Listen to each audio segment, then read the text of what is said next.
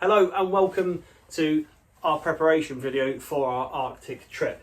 Now, some of you may be experiencing these kind of trips, some of you may not.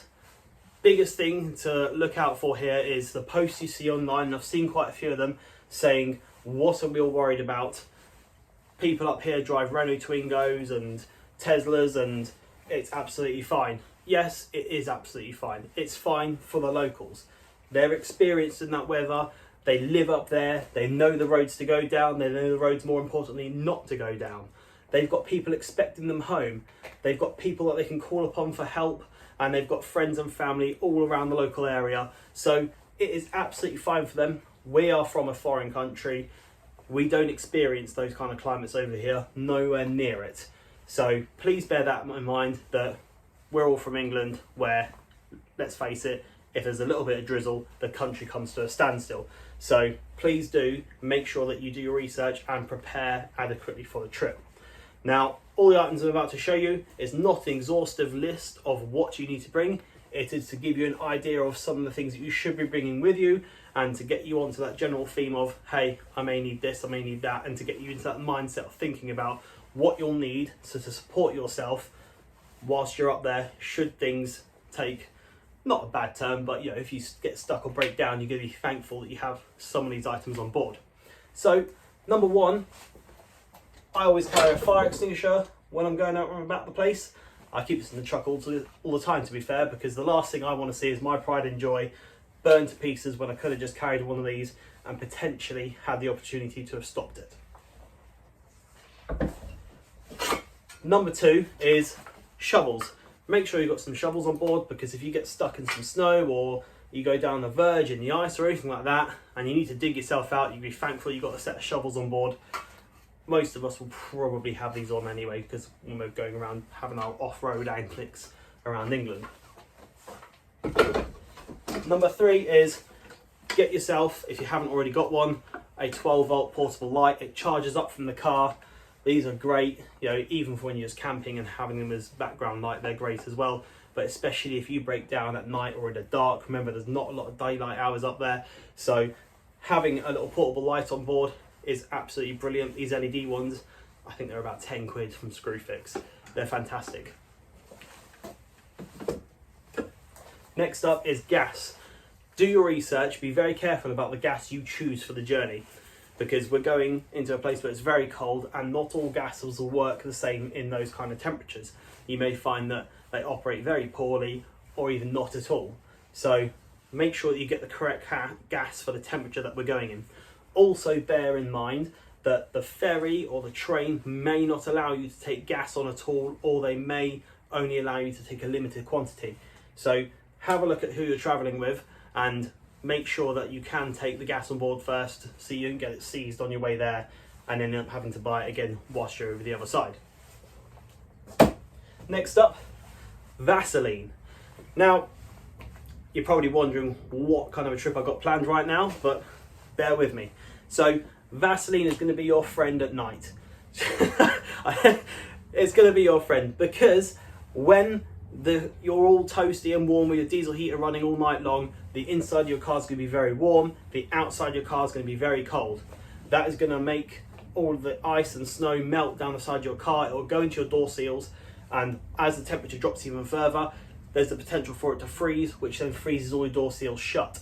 So make sure that you've got some of this, you can smear it on your door seals, and that will prevent your door seals from freezing overnight and stop damage to your car. Please check though that Vaseline or petroleum jelly is suitable for your door seals, because apparently it's not suitable for all types of rubber. I think we're all genuinely okay these days because we're on synthetic rubbers and not natural rubbers. So make sure that it's not going to damage your seals any further. It's been absolutely fine on my Defender for years, so I've got no concerns there about that. Next up is strops. So bring yourself a decent set of strops with you. You can use these to pull each other out should we end up getting stuck in snow or into a little verge or a ditch or anything. You're going to need these along the journey, so make sure you've got some on board. Ratchet straps. Even if you haven't got anything on your roof, bring yourself a set of ratchet straps. They are extremely useful. I've used them multiple times for various different purposes. It could be repairing the car, it could be helping somebody else tie down their car, it could be your spare tyre that you hang on the back of your vehicle has come off and broken in some mysterious way. Anyway, I can't even think of anything right now, but bring a set of ratchet straps. They're only small, have them in your car. If they're there, if you need them, they're there. It's better to have them and not need them than look for them in your most needful moment, to say. Next up, and most importantly out of everything, is a European driving kit. You're going to need one of these on the journey. They're mandatory over there on the continent, so make sure you go to and get one of these. Bring them in your vehicle. If you do forget, you can always get them at the ferry terminal or at the Eurotunnel terminal on your route over.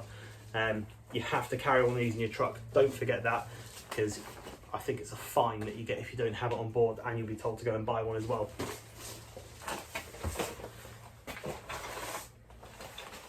Next up is a tarp kit.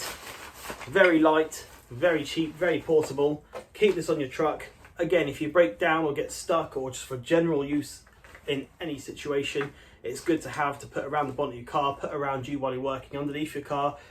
If you've got snow chains that you're fitting as well, you can wrap this around you. It just helps keep the wind off, the rain off, the snow off, the ice off. Have one of these on your car. Again, better to have it and not need it than need it and look for it. Last bit of kit I'm going to show you is insulation. Now this is just cheap floorboard insulation from B&Q. It's got foil on one side and foam on the other. It's great stuff. So last year I used this on all my windows. I cut it all to shape and stuck it to the windows at night. It was great at keeping the heat in, and it was great at making sure the windows didn't mist up and I end up with loads of water all over the car as well. Additionally, you can use this for laying on the floor. Again, if you're fitting snow chains or anything like that, and you've got to get on the ice and the cold, and it's taking a while to fit, you can put this on the floor. Offers a little bit of thermal protection, but most importantly, will keep you dry as well from that wet ice melting through your clothes. So again, I say it's not an exhaustive list of kit to bring. It's just to give you an idea of the general stuff that you want to bring with you. And if you really think about it, do your research, have a look into what you might need to bring, and it's just to get you into that mindset, if you haven't done anything like this before, of this is what I need to bring, this is what I should look at bringing, and getting your kit together compiled nicely. Again, the last thing we want to do is being over there, get ourselves stuck into a situation, and then people start saying we were underprepared. Better to be prepared and not you need the kit than something happen and you're all thinking, oh, I wish I would have brought that along with me. So thanks for watching. I'll see you next time.